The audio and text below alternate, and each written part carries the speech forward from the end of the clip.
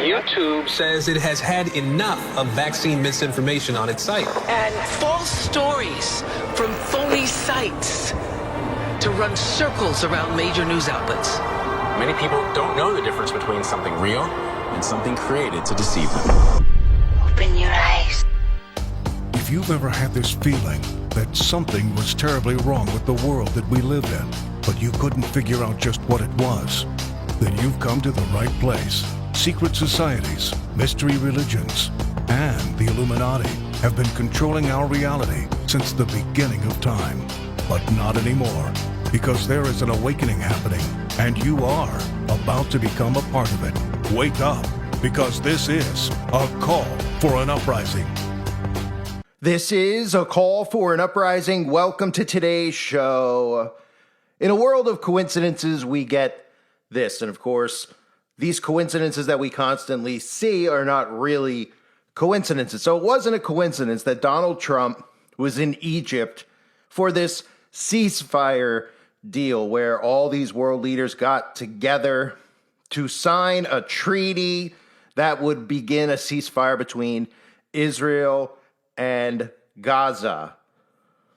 Or should we just call them Hamas, or should we call them by their real name, which is the Mossad, being that Hamas is the creation of the Mossad, and pretty much what you see when it comes to these fictitious wars are governments murdering their own people and committing genocide against their own people. And a lot of the stuff that's obviously been going on over there is for the greater Israel expansion. And what you're going to see with that massive prison that they're building out that's going to be connected to this smart rebuilt Gaza Strip. So Donald Trump is being called Cyrus the Great. These are some of the billboards that are being featured and seen around the earth right now. He is being compared to King Cyrus. He is being compared to Alexander the Great. So I'm sure it was just a coincidence while Donald Trump is there signing this massive treaty, which he's getting all the credit for. While that's occurring, there was a concert that took place right in front of the pyramids. You may remember Anima. I've covered him in the past. Anima, who has his Genesis project, the end of Genesis. I'm sure that's not biblical at all. And of course, his concerts, if you want to call them that, are all about using massive amounts of frequencies on his audience while conditioning them into transhumanism. And I'm sure it's a coincidence, too, that if you go to Anima's Instagram account, instead of having a nice portrait of himself, he has a portrait of his eye. So he's at the pyramids. He's obsessed with eyeballs, right? Like all these celebrities, all failed optometrists who constantly love to hold a hand up over one of their eyes. And of course, we know the all-seeing eye of Lucifer that is on the back of the dollar bill features that one eye symbolism as well. And as I've mentioned in the past with Anima, again, transhumanism is the name of the game. He even has pictures of himself connected to the Internet of Bodies, kind of like what we saw in the movie The Matrix. Well, now we're seeing The Matrix come to life with everything that's happened since the pandemic, where we're actually seeing man and machine merged, and we're actually witnessing these big tech companies tell us that the future of the smartphone is a brain-computer interface, which means that it's inside of your body, and that by 2030, phones will be obsolete. Well, do you think that that means that we're going back to the old days of horse and buggy with all the control they have over everybody with their cell phones and technology? Well, of course not. What it means is they have to condition you into the next phase of man mixing with machine. So I'm going to play for you some of the stuff from his concert. I might have to remove the audio for copyright purposes, but that's not the point of me showing you this. What you need to pay attention to is all the blatant symbolism. The twin pillars, the capstone on the pyramid being lit up. And you'll notice some other things as well, including the gigantic demonic AI that is looking out over the crowd.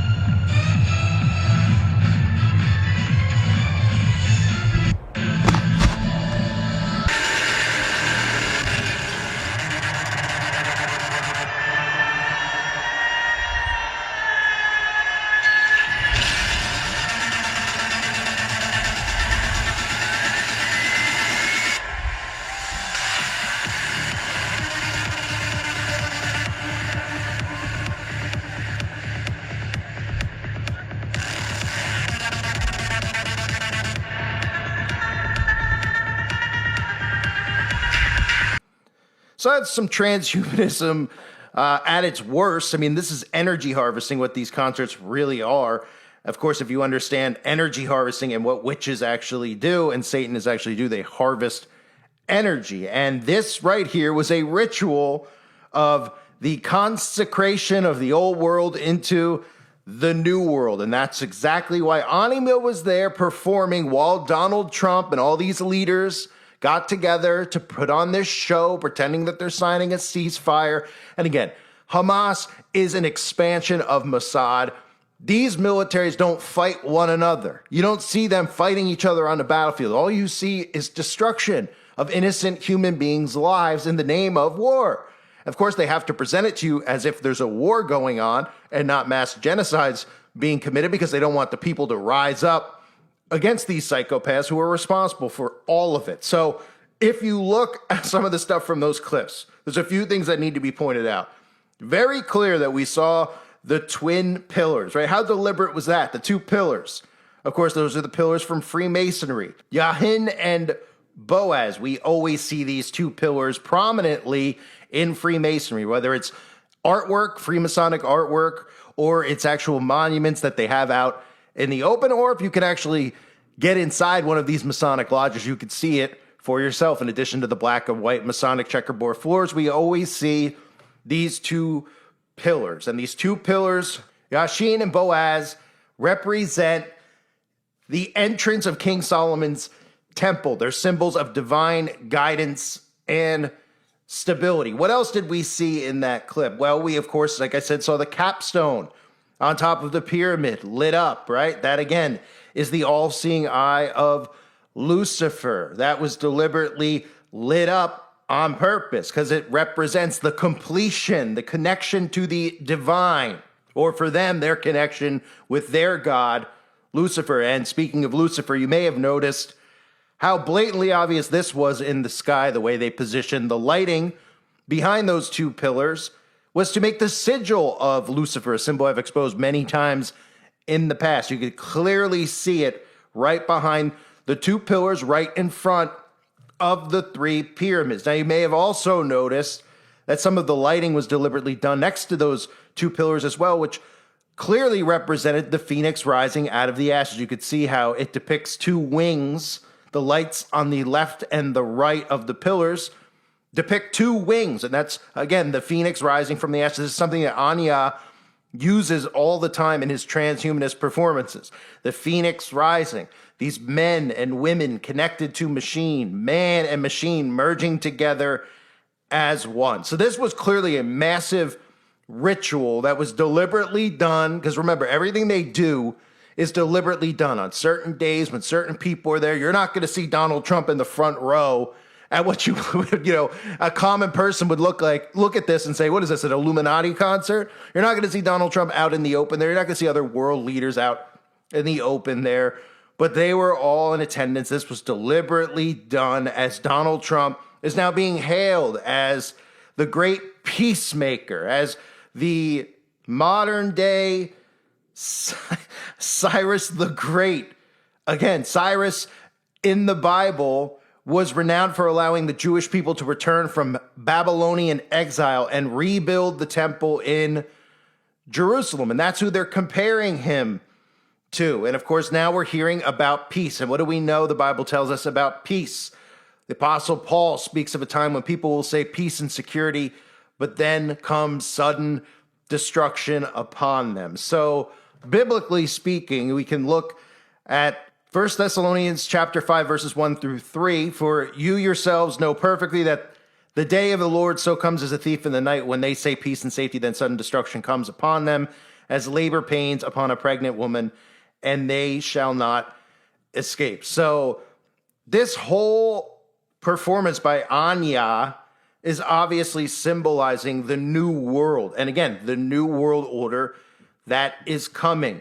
Man and machine. His concerts are nothing more than massive transhumanist rituals. That's what they are. Conditioning of the audience, using frequencies on the audience to condition them without them even realizing what they're going to be accepting in the future.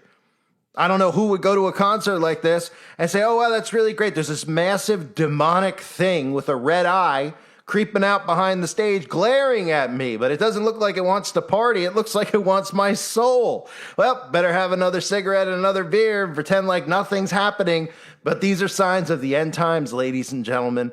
It is happening all around us. And again, the more we see this massive push with technology, brain-computer interfaces, the Neuralink, this technocracy that they want to build out, the more closer we're getting to the mark of the beast, and things like the digital ID tie directly into that. Because again, remember, you will not be able to buy or sell without the mark. Think about what the world looked like during COVID, where they forced everybody to do everything online, to run and depend on the internet for food and water. People were getting their groceries ordered online and delivered to their door. They have to go and pick it up outside of the store. People were forced to speak to their relatives on their phone, doing video FaceTimes.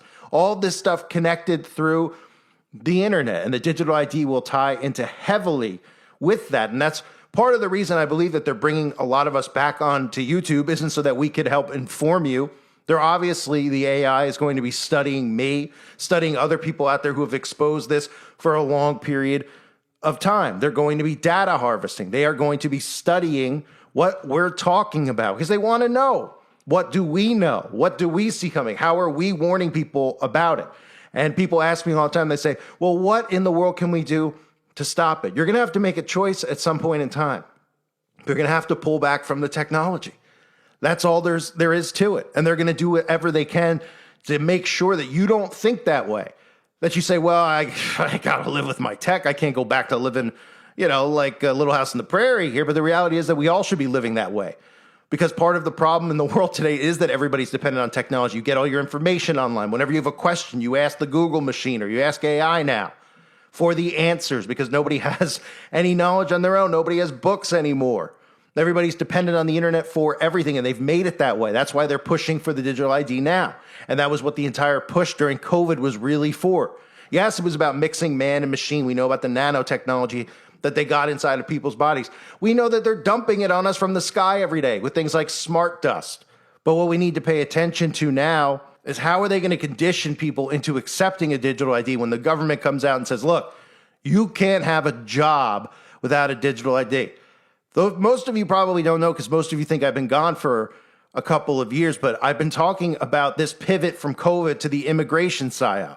The whole purpose, and the whole reason you don't hear anything about variants anymore is because the real actual data that they got showed that not a lot of people were getting the COVID shots, especially after the first round of them when they were being told that there's new variants and they were being told that they needed to boost. So what happened? They said, look, we need a digital ID, and these people are not buying it for COVID. They're not buying it with social distancing and contact tracing.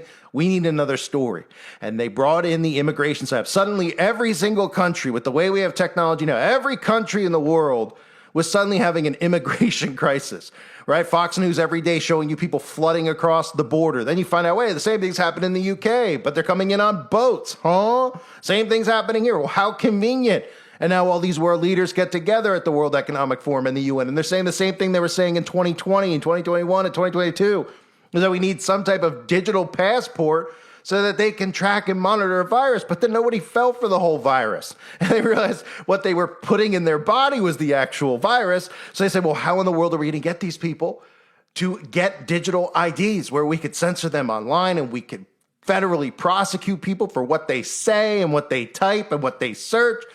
We're going to have to figure out another way. Well, let's get everybody to hate illegal immigrants because we'll create stories saying that people are crossing the border. We'll show them the border every day on Fox and how nobody suddenly is doing their job and protecting the borders. And then we'll put stories out there about how illegal immigrants are peddling fentanyl and going to college campuses and going after women and girls.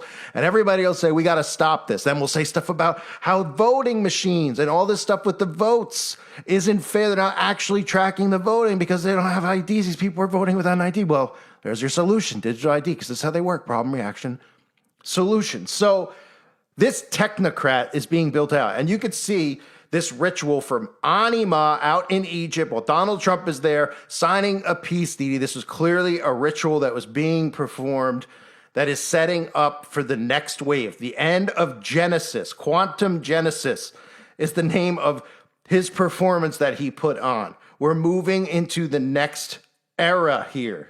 And this new world that they speak of runs on man and machine merging as one. I thank everybody for being here. I hope you're all doing well. God bless you and your families as always.